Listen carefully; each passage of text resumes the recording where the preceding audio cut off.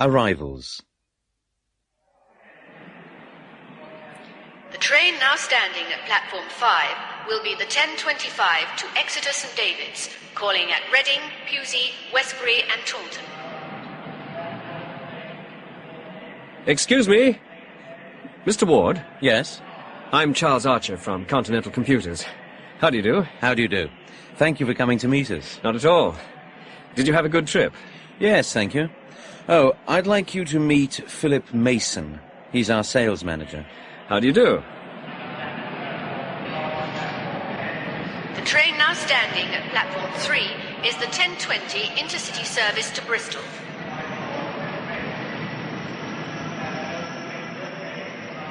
Sarah! Hi. Hi! I haven't seen you for ages. How's things? All right. And you? Fine. How's work? Okay. Do you fancy a coffee? Oh, yes, I'd love one.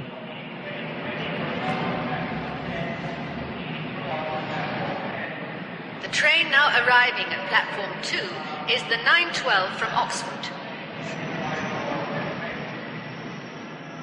Hello, Dorothy. Hello, Margaret. How are you? Very well, thanks. And you? Oh, I'm fine. How's the family? Well, they're all fine. My car's just outside the station. Shall I take one of your bags? Oh, yes.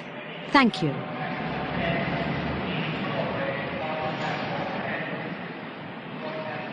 The next train leaving from platform 9 will be the 10:25 intercity service to Plymouth and Penzance. The train will be divided at Plymouth. Passengers for stations to Penzance should take the front 6 carriages. Good morning. Good morning. Single to Exeter, please. £14.70, please. There you are. Thank you. What time's the next train? 10:25. Thank you. The train now arriving at platform 12 is the 7:10 from Swansea. Trains from Swansea are running approximately 15 minutes late due to maintenance work between Swansea and Cardiff. Hello there. I beg your pardon? Hello. How are you getting on? Fine, thank you. Sorry, do I know you? Yes, it's me, Nick Fowler. Sorry, I don't think I know you. Aren't you Harry Shiner? No, I'm afraid not. Oh, I'm terribly sorry. I thought you were someone else.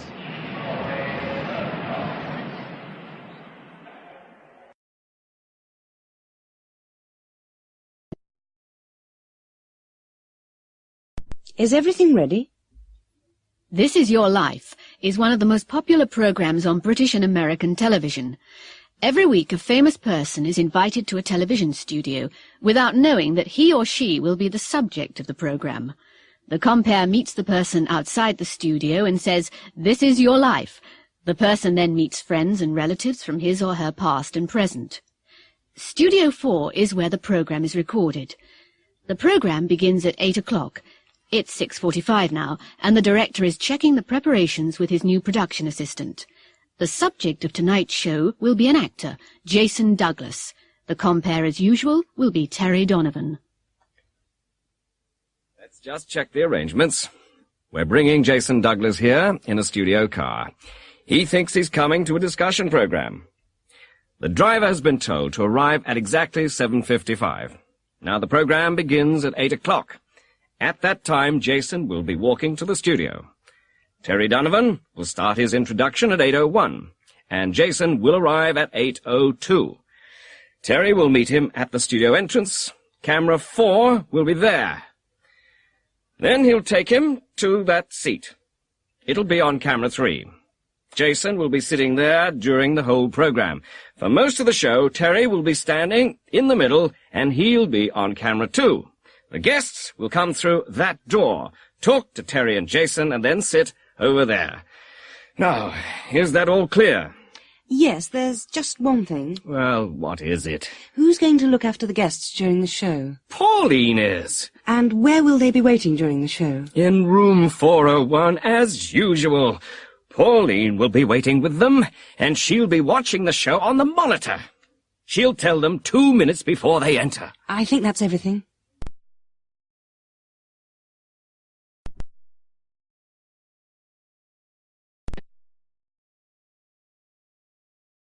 This is your life. Good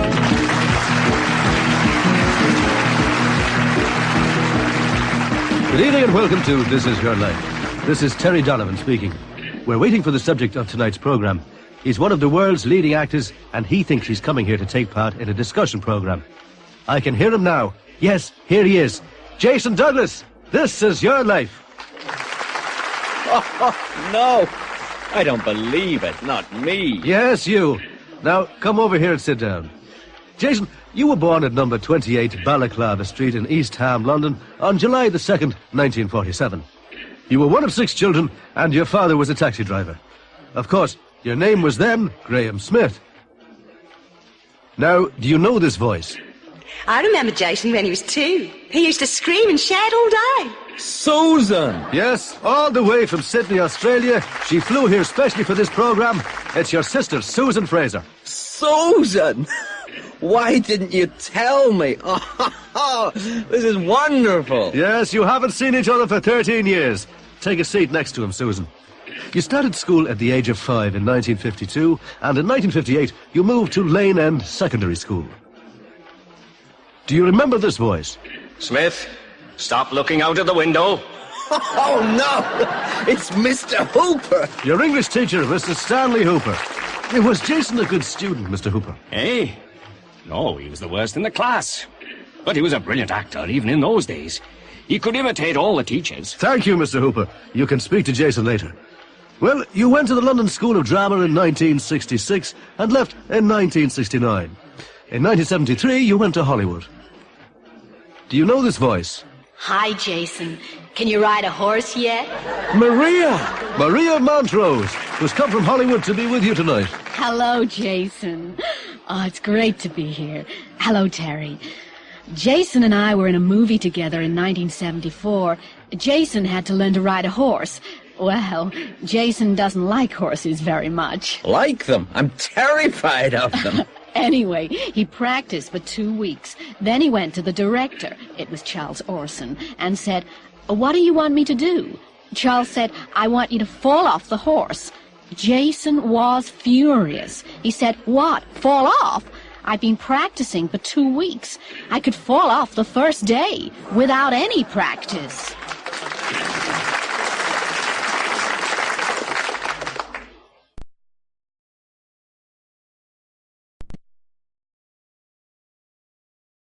The Monte Carlo Rally. The Monte Carlo Rally, which started in 1911, is Europe's most famous motoring event. Competitors leave from several points around Europe and follow routes of approximately equal length to a rallying point, which will be Geneva this year. They then follow a single route to the finish. The rally consists of 5 daily stages, beginning on Sunday morning, and each competitor will have driven about 3,000 kilometres by Thursday night. It is not a race. The winner is decided on a points system. Drivers have to maintain an average speed between control points, and there are also special tests of driving skill in different conditions on the way. This is Radio Wessex on 203 metres medium wave. It's 9 o'clock on Monday the 25th of January, and this is Barry King reporting from Dover. The British competitors in the Monte Carlo Rally have just arrived here at the end of the second stage in this year's competition. Russell Cook, who's driving a Sunbeam Lotus, is leading. The Triumph, driven by Tony Bond, who won last year's rally, crashed in Yorkshire this morning. Tony was unhurt, but will be unable to continue. 7 other cars have withdrawn due to bad weather conditions. Tonight, the cars which left from Glasgow on Sunday morning will be crossing the English Channel.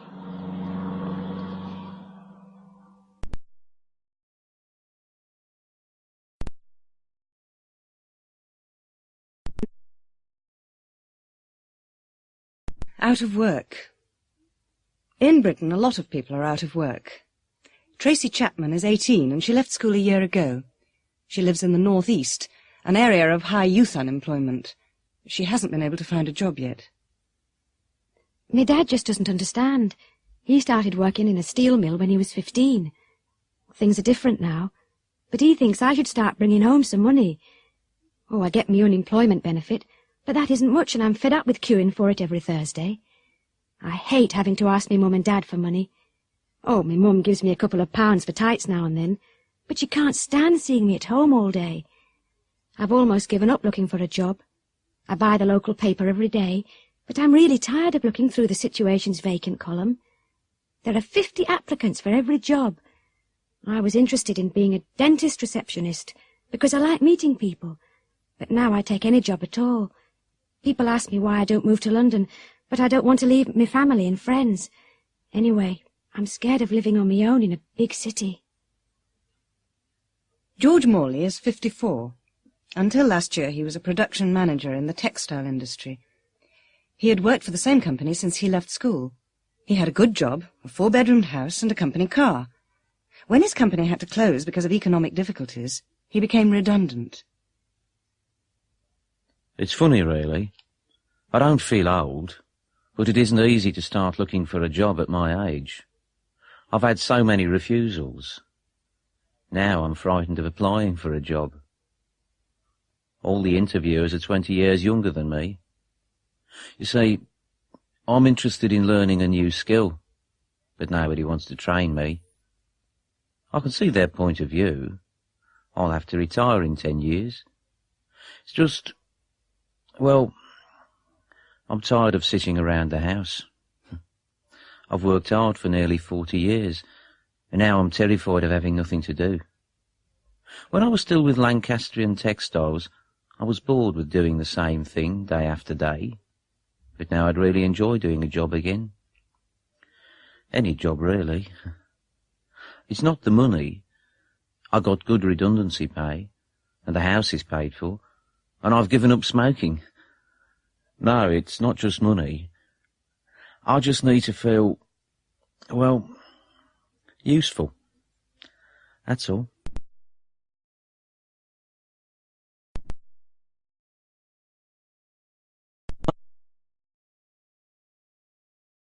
Battle of Trafalgar Street.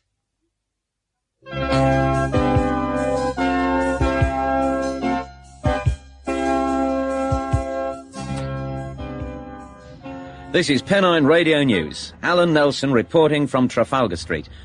Mr. Hardy, the Tadworth housing officer, has agreed to speak to us. Now, Mr. Hardy, has the situation changed since last night? No, it hasn't. Mrs. Hamilton is still there and she's still refusing to talk to us. Well, what are you going to do? It's a very difficult situation. We'd like her to come out peacefully. The police don't intend to prosecute her, but she's a very stubborn lady. Stubborn? Yes, well, it is her home. I agree, and it's been her home for a long time, I know. But nobody else refused to move. You see, a lot of people in this area are living in substandard accommodation, and we are going to build over 300 flats on this site. Families are expecting to move into them next year. It's all being delayed because of one person. But Mrs. Hamilton was born in that house. Of course. But we have promised to give her a modern flat immediately. A very nice flat, which is ideal for an elderly person living alone. So, what happens next? I don't know. I really don't. But we can't wait forever. The police will have to do something soon. It won't be easy.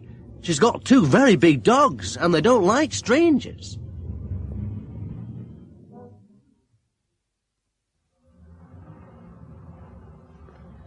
We have also managed to arrange an interview with Mrs. Hamilton. She has decided to speak to us, but she has demanded to see me alone. Mrs. Hamilton. Who are you? I'm Alan Nelson, Pennine Radio News. Well, don't come any closer or I'll let the dogs out. Down, Caesar. Sit, boy. I'm sure our listeners would like to hear your side of the story. There's not much to say. I'm not moving. I was born here. I had my children here, and I intend to die here. But the council really need to have this land, and they have arranged to provide a new flat for you. Oh, yes, I know, but I can't take me dogs with me, and I need to have company. My dogs are all I've got. Down, boy. How long can you stay here? Oh, I've got plenty of food. The council have threatened to cut off the water and electricity, but I'll be all right. Well, thank you, Mrs. Hamilton, and good luck. And you can tell the council from me, I want another house where I can keep me dogs, not a little flat in a bloody high-rise block.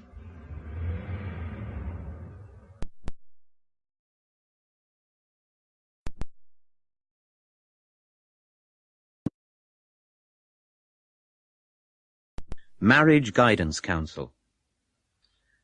Malcolm and Barbara Harris have been married for nearly 15 years. They've got 2 children, Gary, aged 13, and Andrea, who's 11. During the last couple of years, Malcolm and Barbara haven't been very happy. They argue all the time. Barbara's sister advised them to go to the Marriage Guidance Council. There is one in most British towns. It's an organisation which allows people to talk with a third person about their problems. This is their 3rd visit, and Mrs. Murray, the counsellor, always sees them. Ah, come in, Barbara. Take a seat. Is your husband here? Yes, he's waiting outside. He didn't want to come here this week, but, well, I persuaded him to come. I see. How have things been? Oh, much the same. We still seem to have rows all the time. What do you quarrel about? What don't we quarrel about, you mean? Oh, everything. You see, he's so inconsiderate. Go on. Well, I'll give you an example. You know, when the children started school, I wanted to go back to work again, too. So I got a job. Well, anyway, by the time I've collected Gary and Andrea from school, I only get home about half an hour before Malcolm. Yes? Well, when he gets home, he expects me to run around and get his tea. He never does anything in the house. And last Friday, he invited 3 of his friends to come round for a drink. He didn't tell me to expect them, and I'd had a long and difficult day. I don't think that's right, do you? Barbara, I'm not here to pass judgment. I'm here to listen. Sorry. And he's so untidy. He's worse than the kids. I always have to remind him to pick up his clothes. He just throws them on the floor. After all, I'm not his servant. I've got my own career. Actually, I think that's part of the trouble. You see, I earn as much money as he does. Malcolm, I'm so glad you could come. Hello, Mrs. Murray. Well, I'll be honest. Barbara had to force me to come, really. Does it embarrass you to talk about your problems? Yes, it does. But I suppose we need to talk to somebody. Barbara feels that you resent her job. I don't know. I would prefer her to stay at home, but she's very well qualified, and I encouraged her to go back to work. Now the kids are at school, she needs an interest, and I suppose we need the money. How do you share the housework? I try to help. I always help her to wash up, and I help Gary and Andrea to do their homework while she does the dinner. But she doesn't think that's enough. What do you think? I'm not here to give an opinion, Malcolm. I think we're both too tired, that's all. In the evenings, we're both too tired to talk. And Barbara, she never allows me to suggest anything about the house or about the kids. We always have the same arguments. She's got her own opinions, and that's it. Last night we had another row. She's forbidden the kids to ride their bikes to school. Why? She thinks they're too young to ride in the traffic, but I think they should. She always complains about collecting them from school. But you can't wrap children in cotton wool, can you?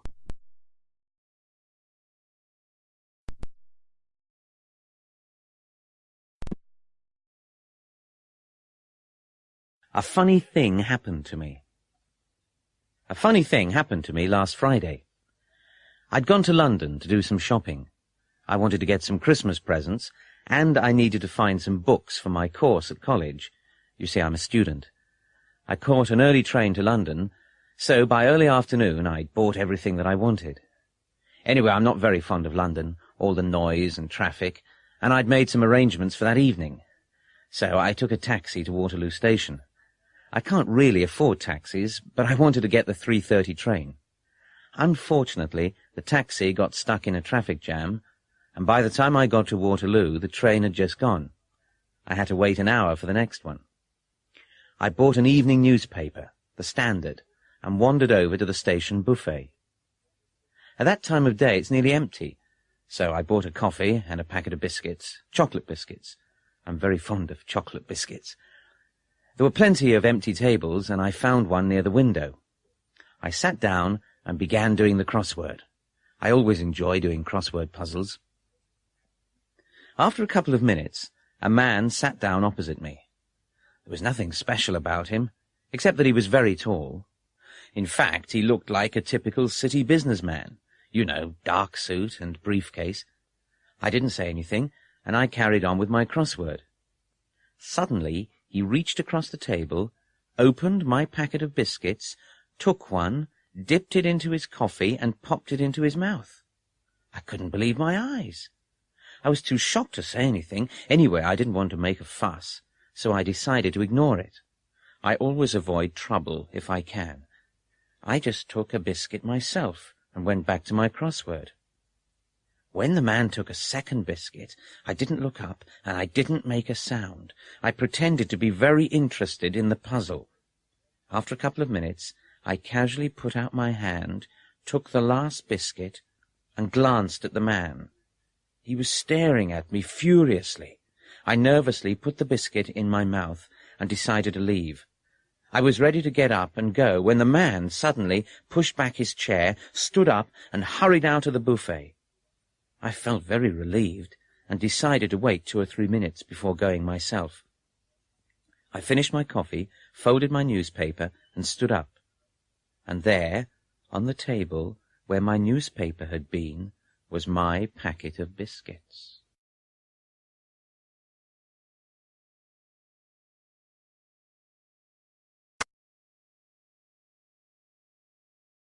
Polite requests. Max Millwall used to be a popular comedian on British radio. He's nearly 70 now, but he still performs in clubs in the Midlands and north of England. He's on stage now at the All-Star Variety Club in Wigan.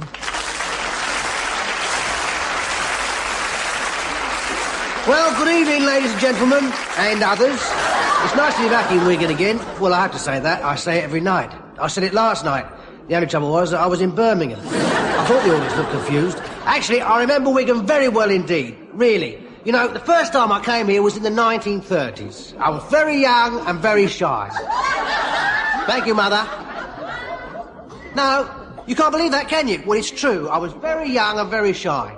Anyway, the first Saturday night I was in Wigan, I decided to go to the local dance hall. You remember the old Majestic Ballroom in Wythenshawe Street? There's a multi-storey car park there now. It was a lovely place, always full of beautiful girls. The ballroom, not the car park. Of course, most of them are grandmothers now. Oh, you were there too, were you, love? I was much too shy to ask anyone for a dance, so I sat down at a table and I thought I'd watch for a while. You know, see how the other lads did it. At the next table there was a lovely girl in a blue dress. She'd arrived with a friend, but her friend was dancing with someone.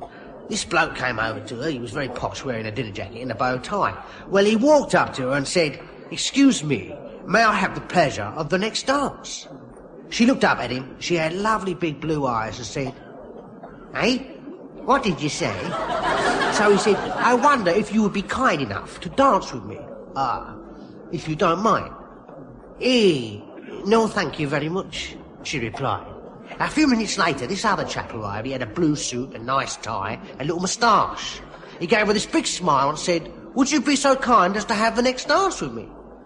"Pardon?" she said. I thought to myself, she's a bit deaf, or maybe she hasn't washed her ears recently. "Would you mind having the next dance with me?" he said, a bit nervously this time. No thanks, love. I'm finishing my lemonade," she replied. Blimey, I thought, this looks a bit difficult. Then this third fella came over. He was very good looking, you know, black teeth, white hair. Sorry, I mean, white teeth, black hair.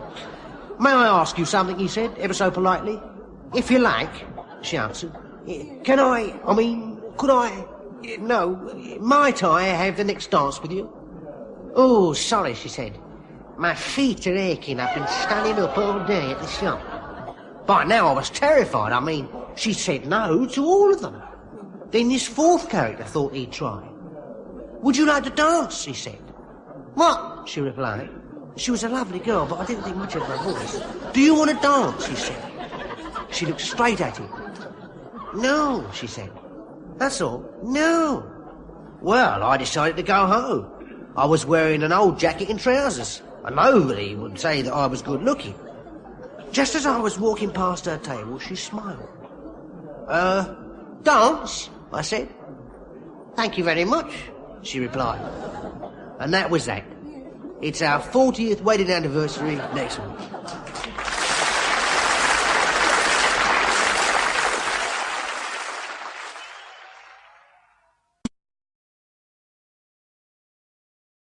Polite requests. Mike? Yes? Shut the door, will you? It's freezing in here. Right. Sorry.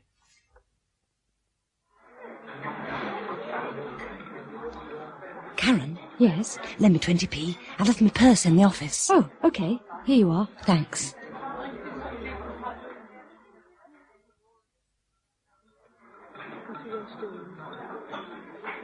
Excuse me, could you pass me the sugar? Oh, yes, of course. There you are. Thank you very much.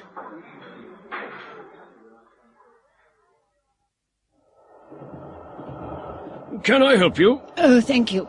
Would you mind putting my case on the rack? Not at all. There you are. Oh, thank you so much. You're very kind.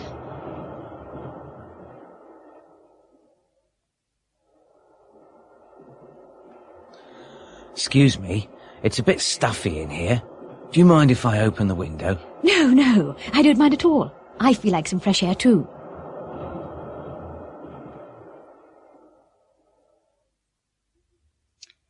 Excuse me, Mrs. Howe. May I ask you something? Yes, Wendy. What is it? May I have the day off next Friday? Well, we're very busy. Is it important? Yes, it is really. It's my cousin's wedding. Oh, well, of course you can.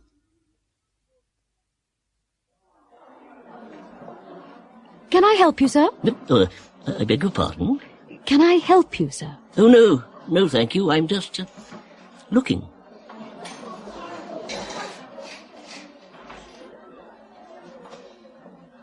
Good morning. Good morning. I wonder if you can help me. I'm trying to find a Christmas present for my father. Might I suggest a tie? Perhaps. Could you show me some ties?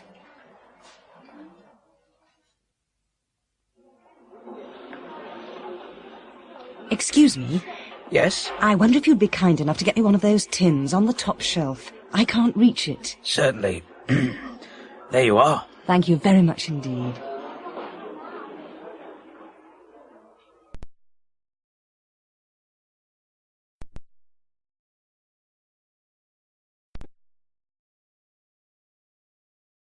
A trip to Spain. Norman Garrard is a trainee sales representative. He's 22 and he works for a company that sells toys. He's going to Spain on business. It's his first business trip abroad and he's packing his suitcase. He lives with his parents and his mother is helping him and fussing. Norman, haven't you finished packing yet? No, Mum, but it's all right. There isn't much to do. Well, I'll give you a hand. Oh, there isn't much room left. Is there anywhere to put your toilet bag? Yes, it'll go in here. Now, I've got 3 more shirts to pack. They'll go on top. But there's another pair of shoes to get in. I don't know where to put them. Put them down the side. Right, I think we can close it now.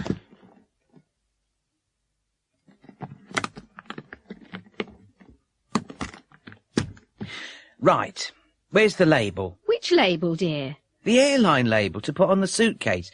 Ah, here it is. Now, have you got the key? Which key? The key to lock the case, of course. It's in the lock, Mum. Don't fuss. There's nothing to worry about. There's plenty of time. Have you forgotten anything? I hope not. And you've got a safe pocket to keep your passport in.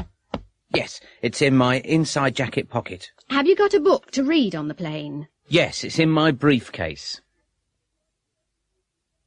And has everything been arranged? What do you mean? Well, is there someone to meet you at the other end? Oh, yes. The Spanish representative's meeting me at the airport. And you've got somewhere to stay tonight? I hope so. Now, everything's ready. I'll just have to get some pesetas at the airport. I'll need some small change to tip the porter, but that's all. Well, have a good trip, dear, and look after yourself. Thanks, Mum. Oh, I nearly forgot. Here are some sweets to suck on the plane. You know, when it's coming down. Oh, Mum! Don't worry. I'll be all right, really. I'll see you next week.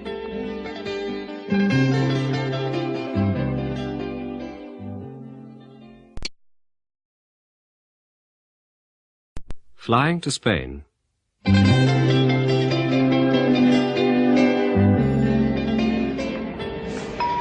This is the last call for the 12 o'clock British Airways flight BA412 to Amsterdam. Would passengers for this flight please proceed without delay to gate 17?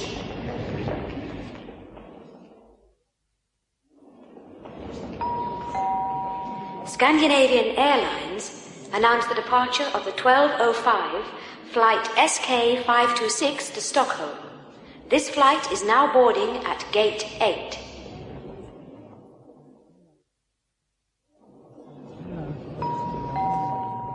Would passengers for the 12:10 Iberia flight IB 341 to Madrid please go at once to Gate 16, where this flight is now boarding.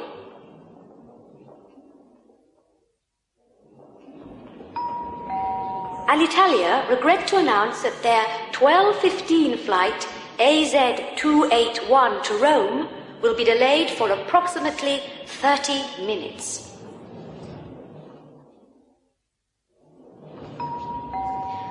Olympic Airways announced the departure of the 12:30 flight OA260 to Athens. Would passengers on this flight please proceed to Gate 19? This is a call for Mr. Gaston Meyer. Would Mr. Gaston Meyer, travelling on the 12:45 Sabina flight SN 604 to Brussels, report to the airport information desk, please?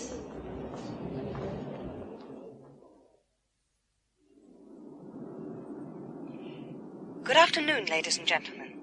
Captain Perez and his crew welcome you aboard Iberia flight IB 341 to Madrid. I am sorry to announce a slight delay. We are still waiting for clearance from air traffic control.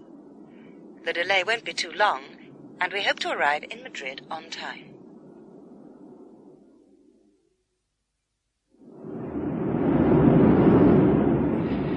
This is your captain speaking. We are now passing over the English coast. Our Boeing 727 is cruising at a height of 30,000 feet, and our speed is approximately 560 miles per hour. The temperature in Madrid is 18 degrees Celsius, and it is a clear and sunny day. We expect to pass through some slight turbulence, and would recommend passengers to remain in their seats and keep their belts fastened.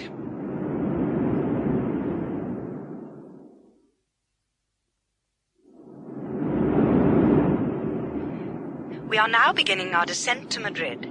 Would passengers please make sure that their seatbelts are fastened and extinguish all smoking materials. We would like to remind passengers that smoking is not permitted until you are in the airport building.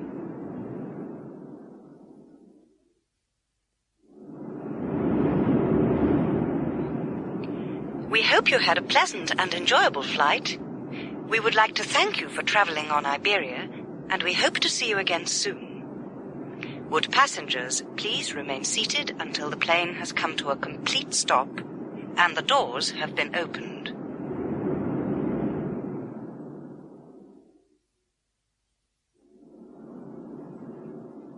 Here's your tray, sir. Oh, thank you. Would you like something to drink? Yes, please. Some red wine. That's 100 pesetas. Thanks. Can I pay in British money? Of course. You needn't pay now, I'll collect it later.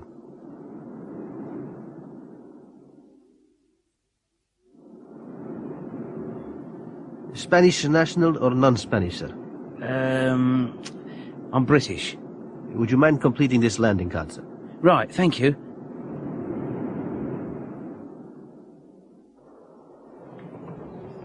Passport, please. Thank you. Where have you come from, sir? London. And what's the purpose of your visit? Business or pleasure? Business. Fine. And how long will you be staying here? Just for 5 days. Thank you, Mr. Garat. I hope you enjoy your visit.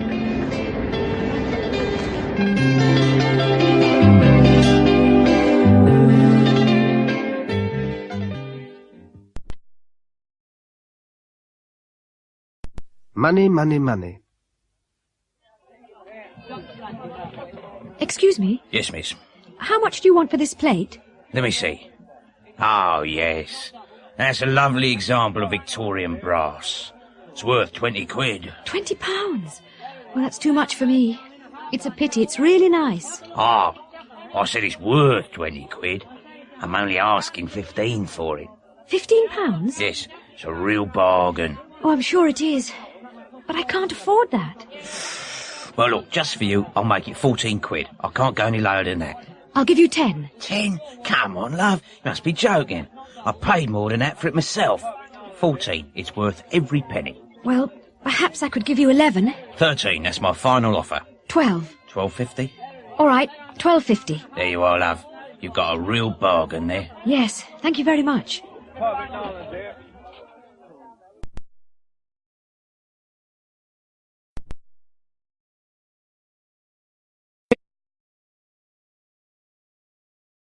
Inside Story.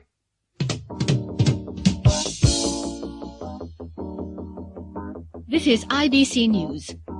Julian Snow, the missing Daily News reporter, was interviewed this morning by Dominic Beale of IBC News in Mandanga. Julian, can you tell us how you were captured in the first place? Well, I was on my way to visit a village near the front line.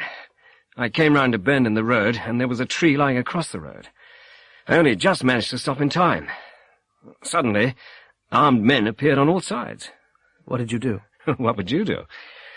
I just sat there with my hands in the air. Anyway, they made me get out of the Land Rover and made me lie on the ground. I thought, this is it, they're going to shoot me. I started saying my prayers. What happened next? Well, they searched me. Of course, I didn't have any weapons, just a camera. It's funny, they let me keep it. Then they tied my hands together and blindfolded me. Then they made me get in the back of a truck and lie under some sacks. I've no idea where they took me, except that it was quite a large training camp. I was there for 10 days. Were you treated well? Yes, I suppose I was. They let me walk about the camp, and they let me take photographs, but they wouldn't let me photograph any faces. I was able to interview some of the leaders. How did you escape? I didn't. They put me back in the truck, blindfolded me again, drove for a few hours, then made me get out, pointed me in the direction of town, and let me go. And what exactly did the guerrilla leaders say about the situation? Well, if you want to know that, you'll have to buy tomorrow's Daily News.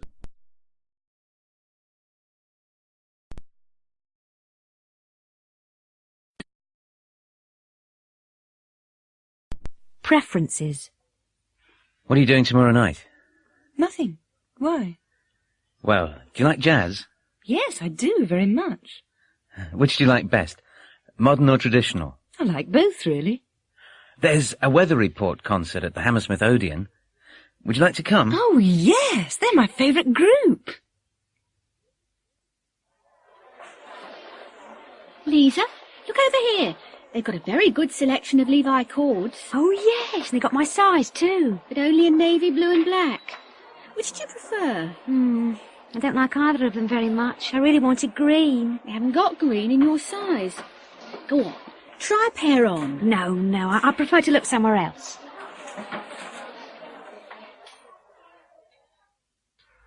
Have you decided yet? What do you want to see? A Moment of Peace is on at the Continental. I'd like to see that. Would you really? Oh, I'd rather see War in Space. Oh, no. The reviews were terrible. I know, but it sounds fun. A Moment of Peace is in French, and I'd rather not have to read subtitles. Then how about California Sunset? I'd rather not. I can't stand Steve Newman. Well, you choose. I don't fancy any of them. I'd much rather stay in and watch TV.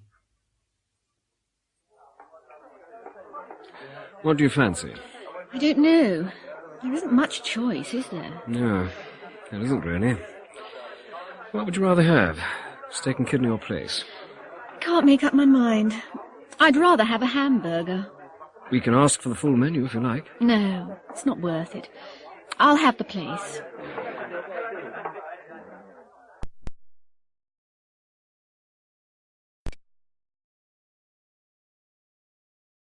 Where have all the fans gone?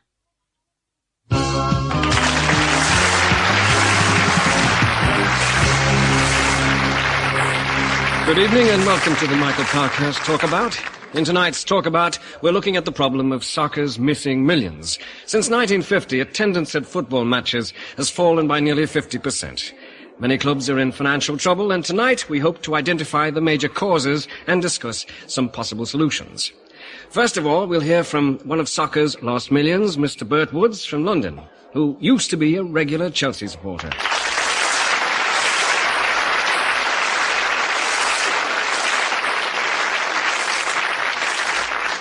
stopped going 5 or 6 years ago. I'd rather stay at home, watch it on telly. You get a better view. And I like the action replays. I'm too afraid to go now, really. All this violence, you know. When I was a lad, there was the occasional fight on the terraces, but nothing like you see these days. Whole gangs of teenagers who aren't interested in football. Somebody ought to do something about it. These kids aren't real fans. They just come looking for trouble. The police ought to sort out the real fans from the troublemakers. You know, I always used to go with my dad, but I wouldn't take my kids. There's too much foul language. And I don't only blame the kids. There ought to be more discipline at home and in school.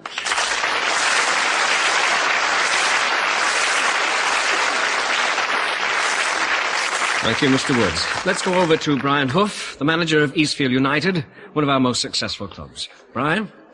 I sympathise with Mr. Woods, and there are plenty of people like him. Anyway, we better do something about it, or we'll all go broke. The clubs and players must share the blame. Football's big business, and it's very competitive. Winning has become the most important thing. There's too much violence on the field. Referees have to get tougher with players. They should send off players for deliberate fouls. The other problem is television. There's too much football on TV, and they only show the most exciting parts. Goals, fouls, and violence. People are bored when they see the real game. Anyway, the clubs started talking about these problems 10 years ago, and nothing's been done. We better not spend another 10 years talking. We better do something, and do it soon.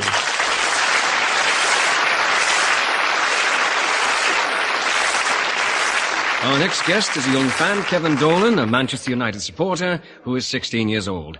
What do you think, Kevin? Well, I'm not one of soccer's missing millions. I never miss a match. I've travelled all over the country with United, and I've never been in trouble. I blame the media for most of this violence. They only show young people when they're doing something wrong. They ought not to give so much publicity to troublemakers. It only encourages the others, doesn't it? The violence always starts when there's a TV camera near. If they banned alcohol from football grounds, there'd be much less trouble.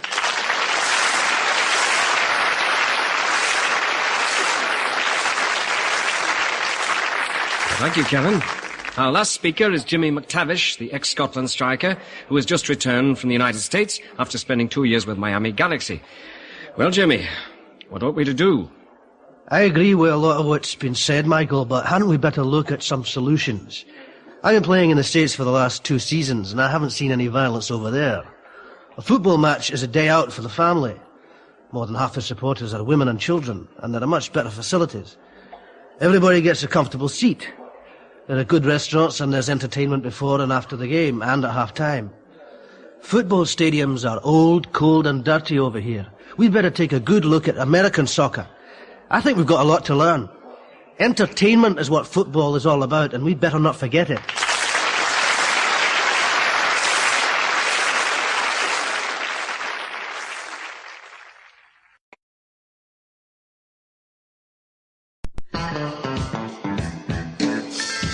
Night Flight.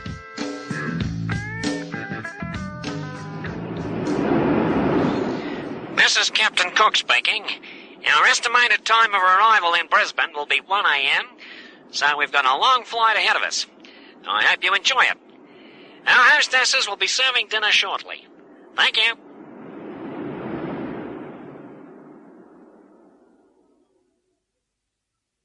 It was Christmas Eve, 1959, and the beginning of another routine flight. The hostesses started preparing the food trays.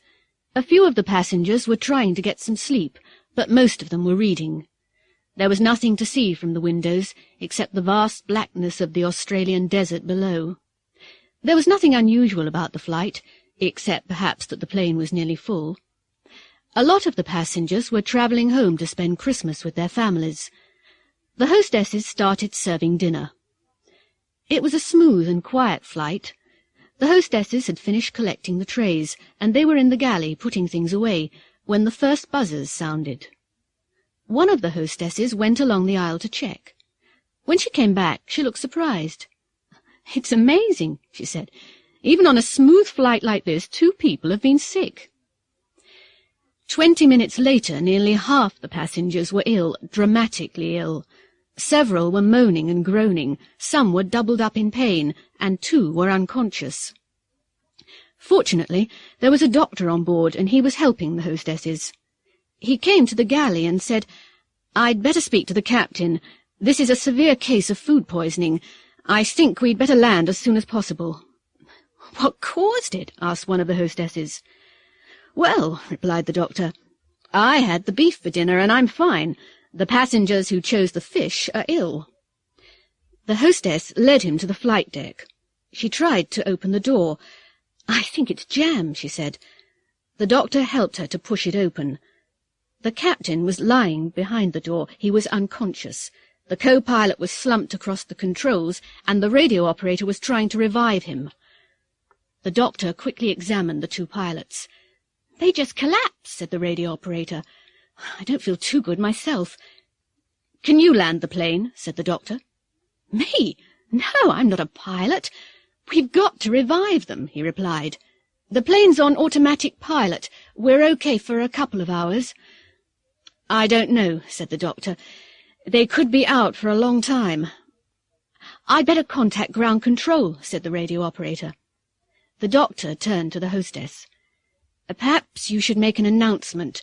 Try to find out if there's a pilot on board." "We can't do that," she said. "It'll cause a general panic." "Well, how the hell are we going to get this thing down?" said the doctor. Suddenly, the hostess remembered something. "One of the passengers. I overheard him saying that he'd been a pilot in the war. I'll get him." She found the man and asked him to come to the galley. "Didn't you say you used to be a pilot?" she asked. "Yes, why?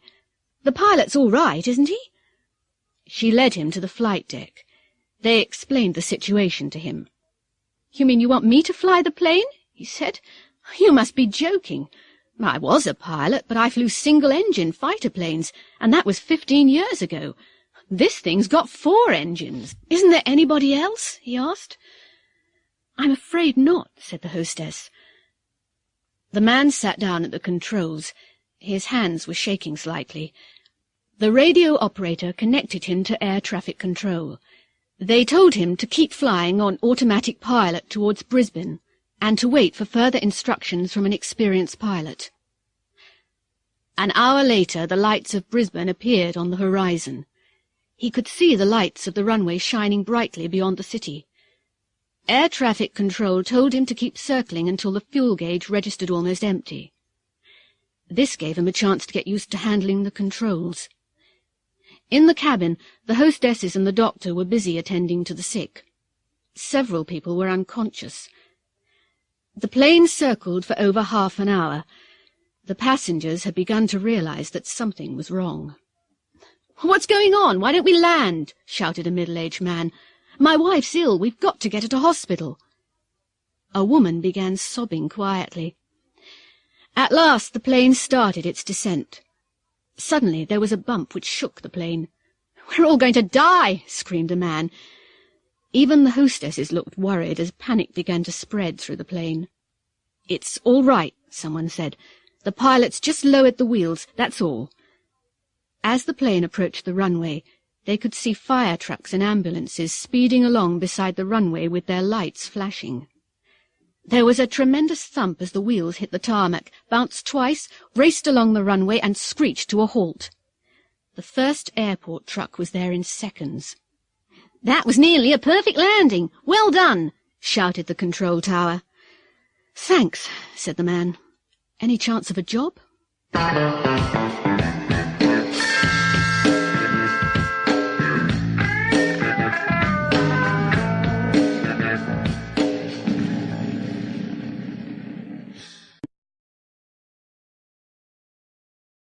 The Junk Shop. Justin Wedgwood and Lenny Smith are antique dealers. They've got a very successful business. They travel around the country buying antique furniture and paintings from junk shops and from elderly people, and then they sell them from their shop in Kensington, a fashionable part of London. Today they're in a small Welsh town. Justin's just come out of a little junk shop, and he seems very excited. Lenny, we're in luck. There's a painting in there, a landscape. It's a good one. I thought it might be valuable, so I had a good look at the signature. It isn't very clear. I think it may be a constable. A constable? It can't be. They're all in art galleries. They're worth a fortune. Well, someone found one 2 years ago. This might be another. It's dirty and it isn't in very good condition. How much do you think it's worth? I don't know. It may be worth 100,000. It might even be worth more. Be careful, Justin. We'd better use the old trick. Right. There's a chair in the window. It must be worth about £5. I'll offer the old lady 50 quid for it. She'll be so pleased that she won't think about the painting. Don't say you want the painting. Say you want the frame, okay? Fine. You better wait in the van. I'd rather do this on my own. Justin, check the signature before you give her 50 quid for the chair. Don't worry, Lenny. I know what I'm doing.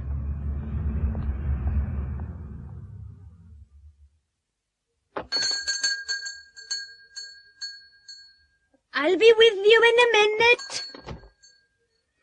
Now, hello. I'm interested in that chair in the window. What? That dull thing? It's been there for years. Has it? It's very nice. I think it could be Victorian. Really? Yes, I think I'm right. I've seen 1 or 2 other chairs like it. I think I could get a good price for that in London. I'll offer you, £50. 50? You must be mad, man. No, it's a fair price. Well then, it's yours. Here you are, then. £50. Goodbye. Oh, by the way, that painting's in a nice frame. It's a nice picture, dear. Early 19th century, I've heard. Oh, no, it can't be. I've seen lots like it. It must be 20th century. There's no market for them. Still, I could use the frame. All right. How much will you give me for it? How about £20? Oh, no, dear. It must be worth more than that. It came from the big house on the hill. Did it? Let me have another look at it. Yes, the frame is really nice. I'll give you 100. Oh, dear. I don't know what to do. You see, I like that painting myself. All right. 120. That's my final offer. Shall we say 150? Okay, it's a deal. Shall I wrap it for you? No, I've got the van outside. It was nice doing business with you. Goodbye. Bye-bye, dear. Thank you. Owen! Yes, my love? I've sold another of your imitation constables. You'd better bring another one downstairs. If the paint's dry. The gentleman who bought it seemed very pleased with it.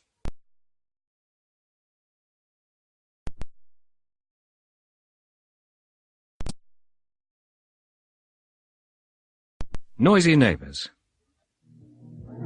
Sydney, wake up. Eh? What? What's the matter?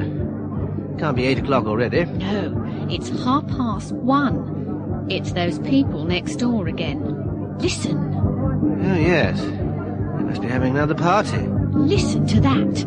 They must be waking up the whole street. And they've got 3 young children. They can't be sleeping through that noise. It's disgusting. Somebody should call the police. Sydney, wake up. Yeah, I wasn't asleep, dear. They're all laughing. They must be having a good time. They never invite us, do they?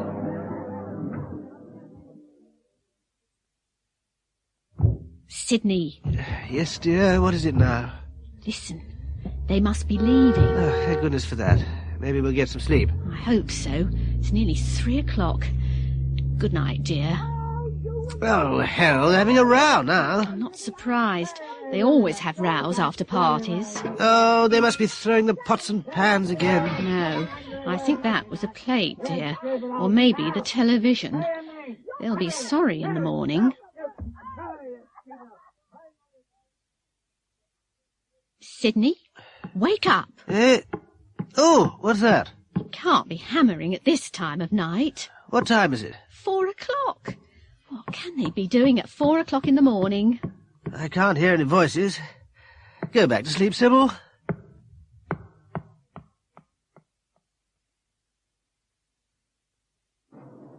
Sydney, listen.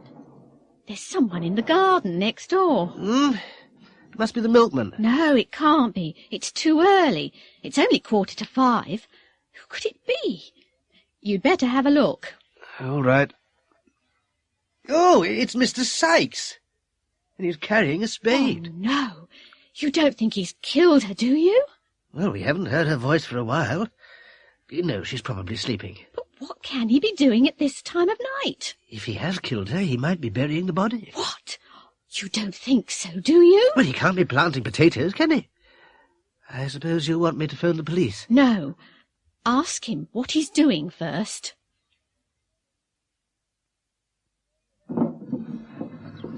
Hello there, Mr. Sykes. You're up early this morning? I haven't been to bed yet. We had a party last night. Hope we didn't keep you awake. Oh, no, we didn't hear anything. Nothing at all. Well, it was a pretty noisy party. My wife knocked over the goldfish tank while we were clearing up. The poor fish died. I'm just burying them before the children wake up.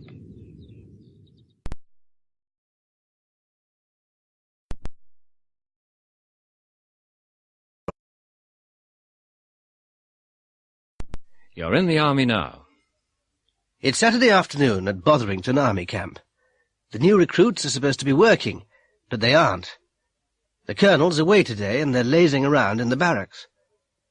The sergeant major has just opened the door. He's brought the duty roster with him, so he knows exactly what each of them should be doing.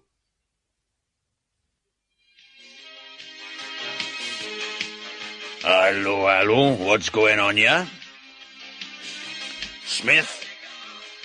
What are you doing? I'm listening to the radio, sir. And what are you supposed to be doing, Smith? I'm not sure, sir. Well, let me tell you, Smith. You are supposed to be mowing the lawn. Yes, sir. I'm sorry, sir. It won't happen again, sir. It had better not, Smith. And when I come back, Smith, you better be mowing that grass. Do you understand? Yes, sir. This isn't a holiday camp. You're in the army, you know.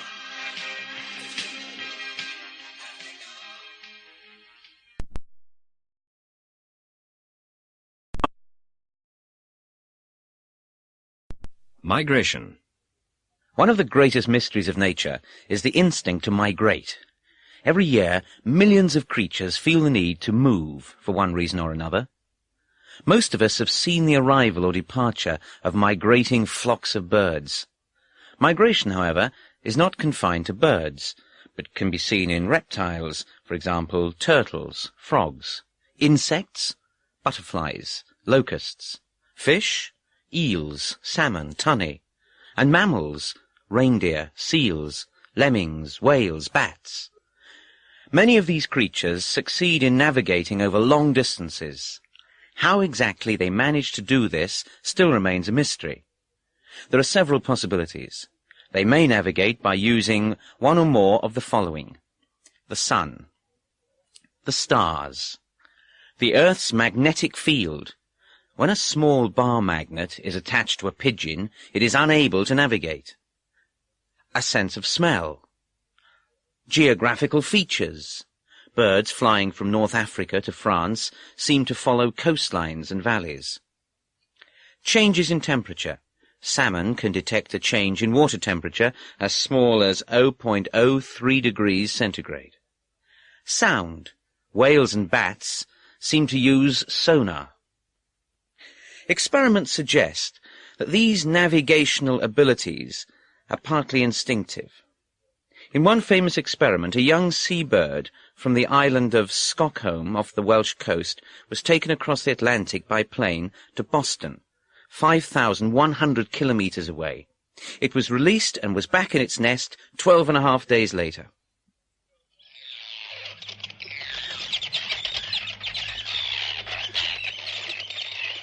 This seabird holds the record for long-distance migration. Arctic tern breed in northern Canada, Greenland, northern Europe, Siberia and Alaska. In late August they set off on a 17,500-kilometre journey, which takes them south, past the west coasts of Europe and Africa, to the tip of southern Africa, 14,000 kilometres in 90 days. They then fly round to the Indian Ocean and down to Antarctica, where they spend the Antarctic summer. On the way back, they sometimes make a complete circuit of Antarctica before returning to their breeding grounds. The round trip is over 35,000 kilometres in 8 months, 240 kilometres a day when they're flying. The Arctic tern sees more hours of daylight than any other creature, because it experiences 2 summers a year, one in the Arctic region and one in the Antarctic. These regions have almost constant daylight in summer. One tern, which was ringed in Norway as a chick, died in exactly the same place 27 years later. Presumably, it had made the journey 27 times. European freshwater eels, which look like snakes but are really fish, begin and end their lives in the Sargasso Sea, southeast of Bermuda. As eggs and larvae, they drift for 3 years towards Europe, changing both shape and colour as they reach the freshwater estuaries of European rivers. They spend the next 9 to 19 years in rivers, streams, lakes and ponds. As they approach old age, they seem to have an unexplained compulsion to return to the Sargasso Sea to breed. Many eels which have found their way into ponds and lakes come out of the water and travel overland, gliding through damp grass. When they reach the sea, they make their way to the Sargasso, where they breed and die. No eels make the journey twice. The eel has an acute sense of smell, which is used for navigation in local waters, but inherited memory seems the only explanation for their migration to the Sargasso. The brown lemming is a small mammal, 10 to 18 centimetres long, found all over northern Canada, Scandinavia, and northern Russia. Lemmings usually make short annual migrations in spring, travelling by night and feeding and sleeping by day. Every 3 or 4 years, however, they make much longer migrations in large numbers. The lemming population seems to change over a 3 or 4 year cycle, from 1 lemming per 4 hectares to between 400 and 700 lemmings per 4 hectares.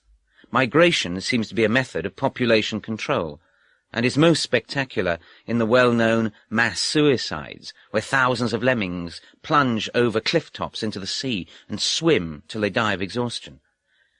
These mass suicides only occur infrequently, and then only in Norway, where mountains touch the sea. Nobody knows what makes them do it, but there are 2 theories. One is that migrating lemmings cross rivers and lakes and can't tell the difference between a river and the sea. The other, more interesting theory is that they are migrating towards ancient breeding grounds, which existed beneath the North Sea millions of years ago, when the sea level was lower.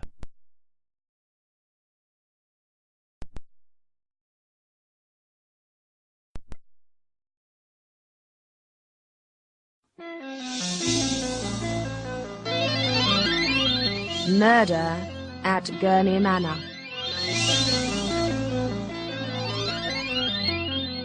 Lord Gurney was found dead on the library floor of his country house in Norfolk. He had been shot 5 times. The police have been called. There are 6 people in the house, and they all heard the shots at about 9 o'clock. The police have taken statements and made the following notes about each of the 6 people. I was in my room. My bedroom's on the ground floor because I can't walk. I was reading. I heard the shots. There were 4 or 5. I wheeled myself into the hall. The door of the library was open. Miss Smart was standing in the doorway, screaming. Gillespie was standing at the French windows. The gun was on the floor by the body. I was in the drawing-room, writing some letters, job applications, actually. I heard the shots, ran across the hall. The library door was open. Poor dear Horace was lying in a pool of blood. I started screaming. Gillespie came in through the French windows. They were open. Then Lady Agatha arrived. She didn't say a word. She just stared at me. I was in the billiard room. I was practicing. Suddenly there were 5 shots. I thought it was Chivers shooting birds in the garden again. Then I heard a scream. It sounded like Celia, so I opened the connecting door to the library, and saw Father lying there, Gillespie at the window, and Celia and Mother together in the main doorway. I couldn't believe my eyes. I was by the lake, fishing in my usual place. When I heard the shots, I hurried through the trees towards the house. I saw Gillespie running across the lawn towards the library. When I got there, everybody was in the room except Tom Giles, the gardener. Poor old Gurney was dead. I was absolutely sure he was dead. After all, I was in the army for 20 years. I was taking my evening walk. I had just come out of the kitchen door. I was walking round the corner of the house when I heard shooting. I ran across the lawn to the French windows.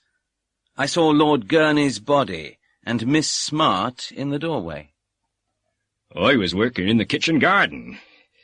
I heard shots, but that's not unusual around here. Lord Gurney and the Major are very fond of shooting. And I heard lots of screaming and shouting, so I went into the house through the kitchen door to see what was happening. They were all there. I wasn't sorry. He deserved it. Everybody hated him.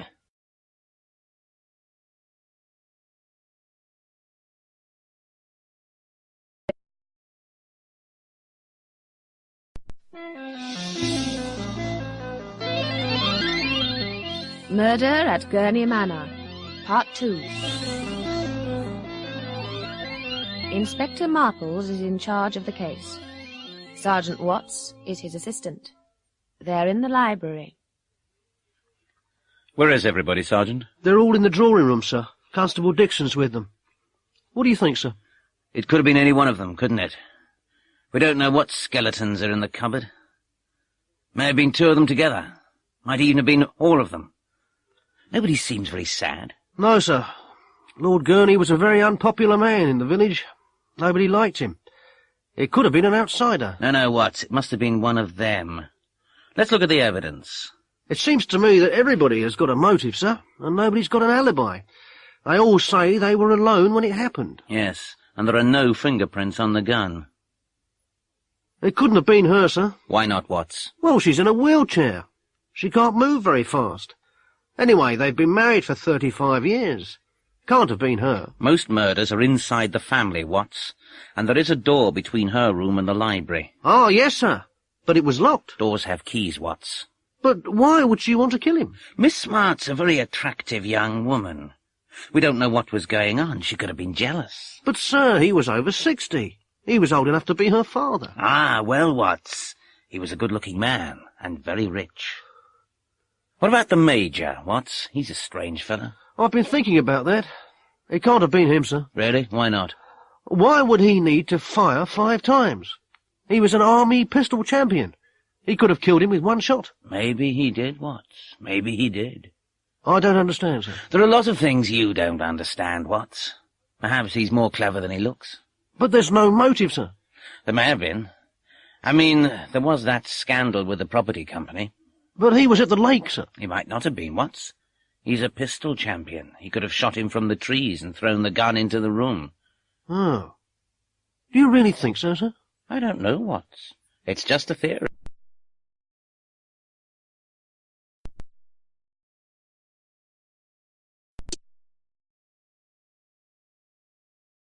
Making a complaint. Good morning, miss. I'd like to speak to the manager. I am the manager, sir. How can I help you? Oh, really? It's this radio. It doesn't work. Did you buy it here? Pardon? Of course I bought it here. Look, you switch it on, and nothing happens.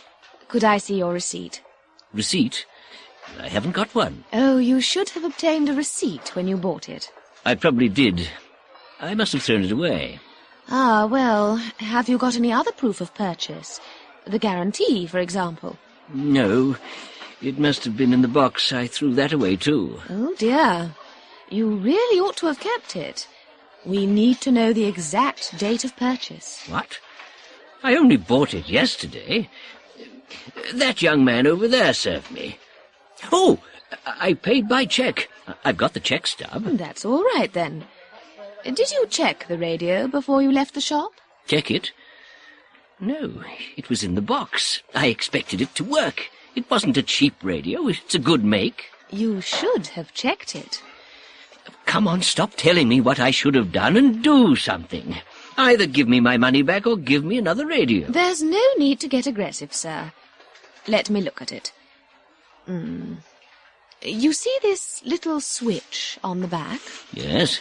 It's on mains, and it should be on battery. You really should have read the instructions. Oh.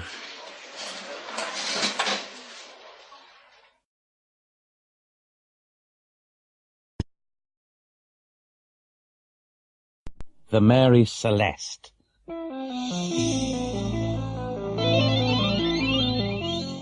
Part 1. The Mary Celeste was built in 1861 in Nova Scotia, Canada, as a cargo-carrying sailing ship. When it was launched, it was given the name the Amazon. It was not a lucky ship. The first captain died a few days after it was registered, and on its first voyage in 1862, it was badly damaged in a collision. While it was being repaired in port, it caught fire. In 1863, it crossed the Atlantic for the first time, and in the English Channel, it collided with another ship, which sank. The Amazon was badly damaged itself. 4 years later, in 1867, it ran aground on Cape Breton Island off the Canadian coast. The ship was almost completely wrecked and had to be rebuilt. It was then sold, and the name was changed to the Mary Celeste. Sailors are very superstitious and dislike sailing on ships which have been unlucky or which have changed their names. Many sailors refuse to sail on the Mary Celeste. On November the 5th, 1872, the Mary Celeste left New York carrying a cargo of commercial alcohol to Genoa in Italy. There were 11 people on board: Captain Briggs, his wife and 2-year-old daughter, and a crew of 8. Briggs was an experienced captain and a very religious man. In his cabin there was a harmonium which was used for playing hymns. A month later, the Mary Celeste was seen by another ship, the Dei Grazia, about halfway between the Azores and the Portuguese coast. Captain Morehouse of the Dei Grazia, a friend of Captain Briggs, noticed that the ship was sailing strangely. When the Mary Celeste did not answer his signal, he decided to investigate. He sent a small boat to find out what was wrong. The Mary Celeste was completely deserted. The only lifeboat was missing. All the sails were up and in good condition. All the cargo was there. The ship had obviously been through storms. The glass on the compass was broken. The windows of the deck cabins had been covered with wooden planks. There was a meter of water in the cargo hold, which was not enough to be dangerous. The water pumps were working perfectly. There was enough food for 6 months and plenty of fresh water. All the crew's personal possessions, clothes, boots, pipes, and tobacco, etc., were on board. There were toys on the captain's bed. There was food and drink on the cabin table. Only the navigation instruments and ship's papers were missing. The last entry in the ship's logbook had been made 11 days earlier, 1,000 kilometers west, but the ship had continued in a straight line. The forehatch was found open. There were 2 deep marks on the bows near the waterline. There was a deep cut on the ship's rail made by an axe. There were old brown blood stains on the deck and on the captain's sword, which was in the cabin. Captain Morehouse put some sailors on the Mary Celeste, who sailed it to Portugal. There was a long official investigation, but the story of what had happened on the ship and what had happened to the crew still remains a mystery. Captain Morehouse and his crew were given the salvage money for bringing the ship to port. Many explanations have been suggested, but none of them have ever been proved.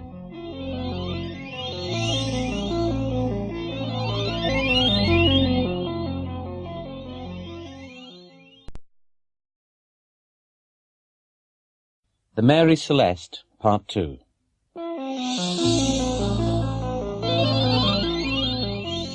I don't know what happened, but it must have happened suddenly.